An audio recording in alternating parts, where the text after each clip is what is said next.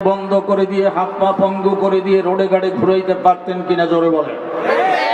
এই আসমান জমিনের মালিক সুললিত কণ্ঠ এত সুন্দর করে আপনাকে আমাকে এত চমক লাগানো বাঁশি সুরের মতন কণ্ঠ দান করেছেন। ওই মালিককে আল্লাহু আকবার বলে একটু দাঁড়াইয়া একবারে এক আওয়াজে আজকে গভীর রাত্রে দেব হতে পারে আপনার আমার জীবনের শেষ ডাক, হতে পারে আপনার আমার জীবনের শেষ মাহফিল। আসমান জমিনের মালিক আপনার আমার দিকে তাকিয়ে আছেন।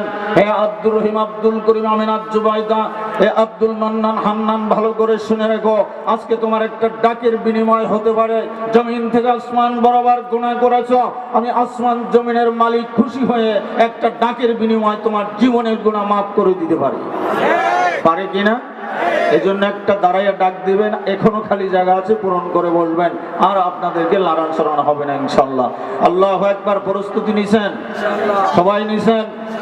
এবার দেখা যাবে কারা পাশ করে, যারা পাশ করবে তাদের কিন্তু পুরস্কার আছে, তাদেরকে আল্লাহ পাক জান্নাতের ঘোষণা করবেন। এটা জান্নাতের বাগান, এর ভিতরে কোনো সন্দেহ আছে? কার কার সন্দেহ আছে হাত তুলেন। সন্দেহ নাই। এবার একটু আল্লাহু আকবার বলে দাঁড়িয়ে যাই ভাই। নারায়ে তাকবীর, নারায়ে তাকবীর, আল্লাহু আকবার, নারায়ে তাকবীর, আল্লাহু আকবার। দ্বীন ইসলাম, দ্বীন ইসলাম জিন্দাবাদ, জিন্দাবাদ। দ্বীন ইসলাম, দ্বীন ইসলাম জিন্দাবাদ, জিন্দাবাদ। কোরআন সুন্নাহর আলো ঘরে ঘরে জ্বালো।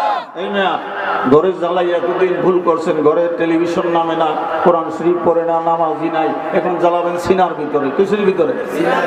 কথা ঠিক না? কোরআন সুন্নাহর আলো সিনায় সিনায় জ্বালো, নারায়ে তাকবীর, আল্লাহু আকবার, নারায়ে তাকবীর, আল্লাহু আকবার। এবার সুবহানাল্লাহ বলে সামনের দিকে আগায় বসুন। কষ্ট হয় নাই তো? আমার বাবাজির, আমার ভাইরা, ওয়াজ মাহফিল বাড়ছে না কমছে? উত্তর দিতে হবে মর্দে মুজাহিদের মতো, সিংহের মতো, বাঘের বাচ্চার মতো। দুনিয়ার ভিতরে যত নাস্তিক, মুরতাদ, বেদিন, খ্রিস্টান, হিন্দু যা কিছু রয়েছে সব থেকে দামি করে আল্লাহ তাবারক তাআলা কাকে বানাইছে জোরে বলেন? মানুষ। মানুষের ভিতরে দুই ভাগ। কয় ভাগ? এক ভাগ হলো আধ্যাত্মিক, আর এক ভাগ হলো বাহ্যিক। বাহ্যিক হলো দুনিয়া নিয়ে যারা ব্যস্ত, আল্লাহ রসুল চেনে না। আধ্যাত্মিক যারা দুনিয়াও চেনে, আল্লাহ আল্লাহ রসুলকে চিনে, এরা হলো মানুষ। এরা হলো কি? আর যারা মালিকের পরিচয় পায় নাই, মালিক চেনে না, তারা হলো মানুষ রূপী জানোয়ার। আমরা কি জানোয়ার হয়ে যেতে চাই না আল্লাহ পাকের ওলি এই ময়দান থেকে হয়ে যেতে চাই? আল্লাহ আপনি কবুল করে নেন, জোরে বলেন আমিন। ও মা, ভালো করে বুঝে নাও, মাথার ওড়নাটা টেনে দেন। মাগো আমার বন্ধুরা, আমার ভাইরা, আমরা হলাম জাতি মুসলমান। আপনি আওয়ামী লীগ করতে পারেন, বিএনপি করতে পারেন, জাসদ করতে পারেন, যে কোনো একটা দল করতে পারেন, কিন্তু আপনারা মুসলমান যদি হয়ে থাকেন, বলেন এইটা কিসের মাহফিল? গীতার না কোরআনের মাহফিল? ও দোকানদার ভাইরা, আমি বরিশাল থেকে বড় কষ্ট করে এসেছি বাজার। আমি একটা ডাক আপনাকে দিব, আপনি যদি মুসলমানের সন্তান হয়ে থাকেন বাজার, কোরআনের মহব্বত যদি সিনার ভিতরে থাকে, নবীজি আমার বলেন মাজলিসু ফাকহিনা খায়রুম মিন ইবাদাতি 60 সানা। যদি কোনো আল্লাহর পাগল জান্নাতের বাগানে আসিয়া ঈমানি হালাতে আল্লাহ আল্লাহর নবী জিকিরা জিকির করার জন্য বসে যায়, ওই ব্যক্তি যদি মালিকের পরিচয় নেওয়ার জন্য এই জান্নাতের বাগানে বসে যায়, ওই ব্যক্তির আমলনামায় নফল যেই নামাজ আল্লাহ কবুল করেছেন, যেই ইবাদত, রিয়াজত, মুশাহাদা, অর্থাৎ তার জবানি মালি সমস্ত ইবাদত কবুল করেছেন, এমন 60 বছরের নফল বন্দেগীর ইবাদত দান করিবেন কে? আরো জোরে বলেন, আস্তে বলেন। এই আল্লাহর পরিচয় নিয়ে যেতে রাজি আছি কারা কারা? আল্লাহ হাতগুলি লাগাতেন। আমালি তাকায়া দেখো কনকনে শীতের ভিতরে তোমার পাগলেরা হাত বারবার জাগাইতেছে, দাঁড়াইয়া তোমার স্লোগান দিচ্ছে, আল্লাহ আমার কোনো দাম না থাকুক, এই মজলিসের ভিতরে কি তোমার প্রিয় কোনো বান্দা নাই? ছোট ছোট তালাবুল ইলম, হুফাজুল কোরআন, আল্লাহ যাকে তোমার পছন্দ হয় তার ওসিলা করে ময়দান কবুল করে না। হাত নামান। আমি বলবো বন্ধু, আগামীকালকে তোমার দোকান চলবে না। লম্বা ঘটনা আমি বলতে যাব না। এই যে সাপাহার থানা, চাঁপাই নবাবগঞ্জ, এর পাশে হলো আমার বন্ধুরা, আমার ভাইরা, রংপুরের পরে আর একটা জেলা আছে, একটু নাম বলতে পারবেন কি? নওগাঁ জেলা, চেনেননি? যে আয়াতে কারিমা পবিত্র কোরআনুল হাকিম থেকে সূরাতুল হিজর, সূরার নাম হলো সূরাতুল হিজর, এর 9 নম্বর আয়াত থেকে ছোট্ট এক টুকরা আয়াতে কারিমা আমি তেলাওয়াত করেছি বাজার। আল্লাহ যদি তৌফিক দান করে দেন, আপনাদেরকে কষ্ট দেব না, আমিও কষ্ট পাইতে রাজি না। আমি এর সম্পর্কে একটা মানে একটা ঘটনা, আল্লাহ পাকের যে কুদরত দুনিয়ার জমিনে আল্লাহ দান করতে পারে, একটা নাফরমান ব্যক্তিকে মিনিটের ভিতরে, সেকেন্ডের ভিতরে ওলি বানাইয়া দিতে পারে কে? ও যুবক, এখনো যারা দূরে রয়েছ, এই ময়দানের কত দাম! এই ময়দানের ভিতরে যদি আসিয়া বসো, 3 শ্রেণীর মানুষকে আল্লাহ পাক রব্বুল আলামিন মেহেরবানি করে তার বন্ধুর খাতিরে মাফ করে দিবেন। সুবহানাল্লাহ। কয় শ্রেণী? এখানে বরিশালের মানুষ আছেন কারা? একটু হাতটা তুলে দেখান।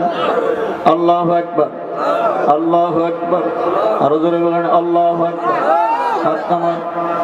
তাহলে বোঝা গেল যে আমি বরিশালী, এখানে প্রায় বরিশাল। তাহলে বরিশাল আর ঢাকা একটু পার্থক্য হয়ে গেল নাকি বলে? এবার দেখি ঢাকার আমার বন্ধুরা, আমার ভাইরা, এখানে বাড়ি বরিশালে, কিন্তু এখানে এখন বসতি হয়েছেন এমন কারা?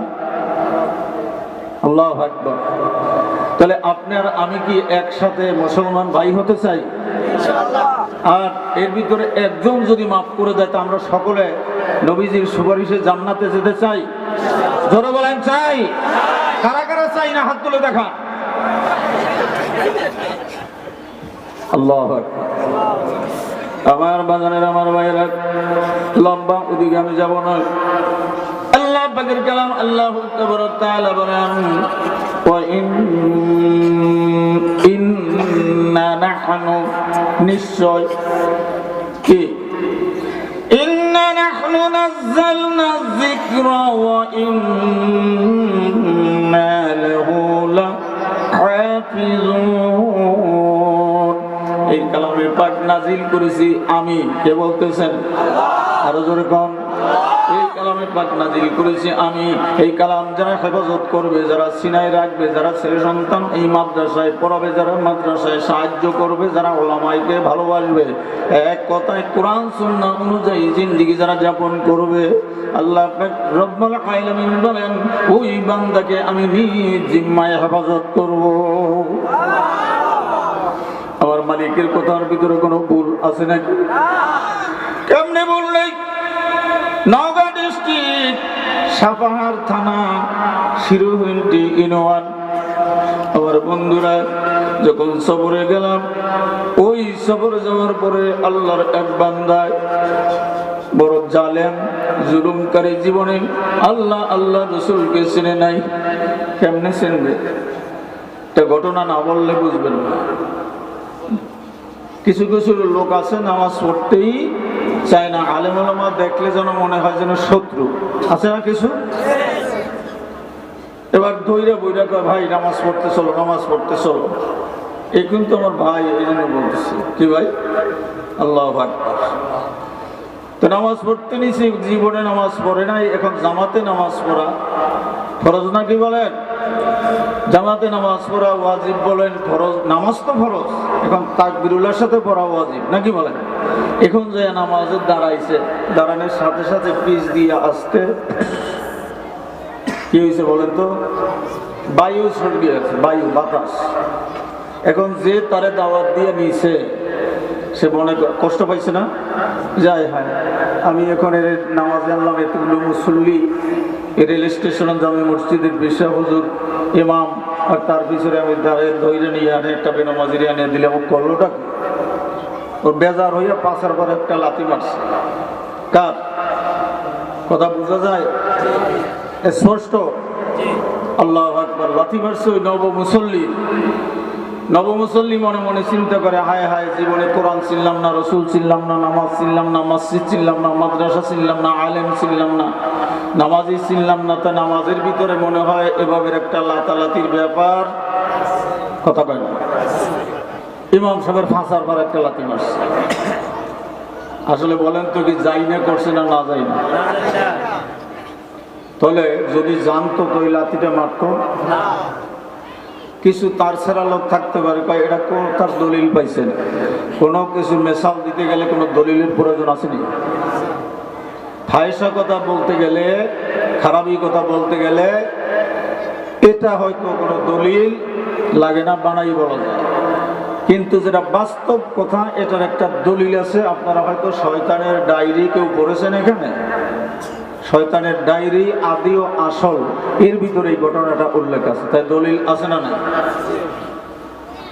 আবার বন্ধুরা, এরকম নাফরমান আল্লাহ চেনে না, রসুল চেনে না, যখন বয়ান শুনেছে, বয়ান শোনার সাথে সাথে কালামে পাক যারা তেলাওয়াত করবে, যারা শুনবে, জাল যেরকম জাকি জাল পায়, যেই খাড়াই রাখে বা পাত্র রাখে, তারও যেই ভাগ, যে খেওয়ায় তারও সেই ভাগ।